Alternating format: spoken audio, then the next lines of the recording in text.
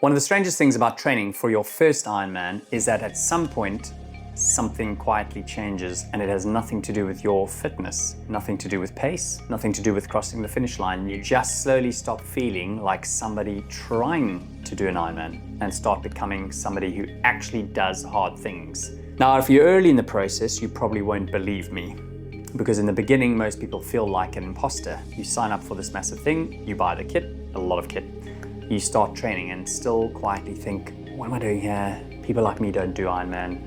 I'm really not an endurance athlete.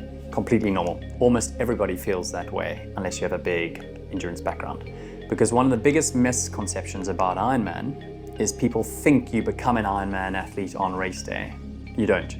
You become one much earlier than that, usually in moments nobody sees. The random Tuesday morning, the cold run, when motivation disappears, the session you nearly skip, and it's normally S&C, but you do it anyway. In this episode, I want to talk about the weird identity shift that happens during Ironman training, why it matters far more than most people realize, why confidence starts changing, and the moment you stop negotiating with yourself, because that's usually the moment everything starts feeling different. Right, let's get into it. Nobody feels like an Ironman athlete at first. You don't feel like it in the beginning. Seriously, nobody. You might have done an Olympic distance, maybe a 70.3, so it gives you a little bit of confidence. Even experienced athletes stepping into long distances, because at the start, you're still operating from your old identity. You still see yourself as someone trying. You compare yourself. Again, remember that comparison episode. If you haven't seen it, it's the one before. Question yourself, wonder if you're capable. You see somebody smashing huge sessions and think, they're the real athletes, I'm just trying to survive. This catches loads of beginners. Because confidence feels like something you're supposed to have up front, but confidence in Ironman doesn't really work like that. Confidence comes afterwards, after repetition, after consistency, those months and months. And remember, you've got your evidence. You just have to look back at your training. You don't wake up believing you're capable, you slowly prove it to yourself. And that's the difference. It's not dramatic. There isn't normally some huge movie moment. No inspirational soundtrack, no magical breakthrough or green glasses day. It's subtle. You just start noticing things. You stop pressing snooze. You start planning your week around the sessions. The family on board, work even slots into it. You think more carefully about sleep because an extra 15-20 minutes a night really does matter. The big one, nutrition matters more about the density of your nutrients, not about eating clean and perfect. It's actually fueling enough is the biggest thing. Your recovery matters more. Seeing mates, for example, but then not pushing the late nights out as frequent. You stop seeing training as this thing you're trying to squeeze in, and you start treating it like something that's simply part of who you are. And the strange part, you usually don't notice the shift until someone points it out. Maybe a friend says, you've become really disciplined, Andy, or you seriously committed to this now, and suddenly you realize, oh, this isn't temporary anymore, because it's become the norm for you. Because this is usually where consistency gets easier. Not because motivation improves, because your identity changes. I really feel that's key. You stop asking, do I feel like training, and start thinking, this is what I do now. How lucky am I? How privileged? How grateful? The moment you stop negotiating with yourself, this is probably the biggest mindset shift in Ironman. At the start, a lot of things feel negotiable. Alarm goes off, you negotiate. Cold outside, you negotiate. It's still lots and lots of weeks before your Ironman. You've got a long run planned. I do it all the time. You negotiate the start time, maybe where you're going to shorten the route because your legs are dead. Everything becomes should I, and eventually something changes. The conversation becomes quieter, not because your motivation suddenly appears, but because you stop arguing with yourself. I did a great video, I think, early on in this episode around motivation, and I urge you to watch that. You simply think, this is part of the process. That doesn't mean you suddenly love every session. Far from it. There are still hard mornings, still days you can't be bothered. We're human at the end, remember?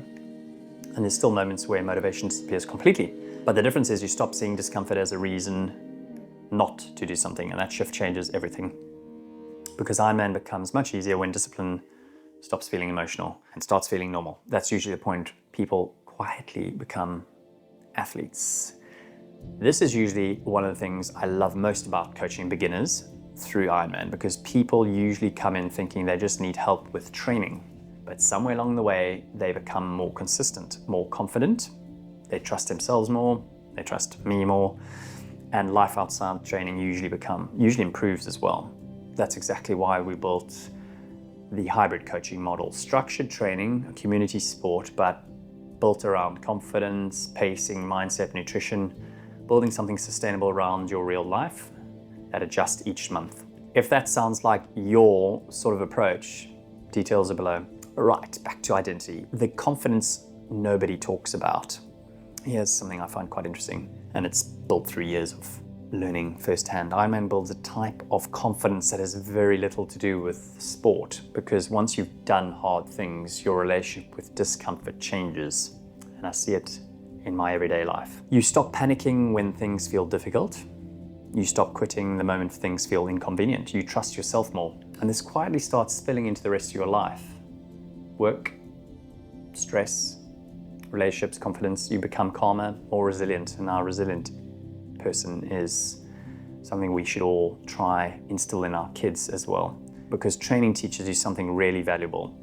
You can do difficult things without needing to feel ready first. And that's powerful, especially if you're someone who spent years doubting yourself, because eventually you stop asking, can I do this? And you stop thinking, I can probably figure this out. That's a huge shift. The real moment you become an Ironman athlete, here's my honest opinion. You don't become an Ironman athlete when somebody puts a medal around your neck. You don't become one when you post the photo or buy the expensive bike. You become one the moment you stop negotiating with yourself, the moment consistency becomes normal, the moment difficult things stop feeling impossible, the moment you trust yourself enough to keep showing up. I've mentioned this before, just keep showing up quietly, repeatedly, without the drama. It's not all about pushing higher numbers each session, guys and girls. That's the real shift. And weirdly, by the time race day arrives, you've usually changed far more than you realize. You've signed up for a race, but somewhere along the way, you became somebody different, someone stronger, more capable, more resilient. And that part lasts much longer than the finish line, trust me. And if this way of approaching Ironman feels connected to the kind of athlete, or honestly the person you want to become, we've got about 2 to 4 spaces left on the coaching team at the moment. For people who really resonate with this realistic and long-term, this is a key long-term approach, not a quick fix overnight. We're not those type of coaches.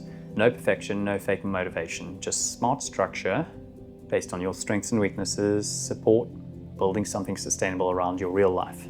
If that sounds useful, the details are below. One of the things I'll finish off with is my identity that became year upon year as an athlete alongside coaching was competing in Ironman and then becoming identity shift that sticks with you and people keep resonating and asking you what Ironman you're doing next. And having a break from that was actually quite hard because it became your identity. So just realize that that's the flip side of the coin. Once you become a seasoned year upon year, probably 5+ years, people assume every summer you will do an Ironman, and it becomes a little bit pressurized on that side. So just be mindful of that, and it's okay to step back and have a break. It doesn't make you not a triathlete anymore. It actually makes you grow and learn about other areas that you could improve.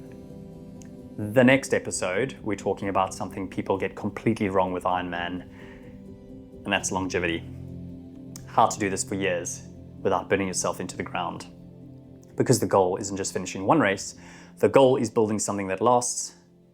And thanks for watching.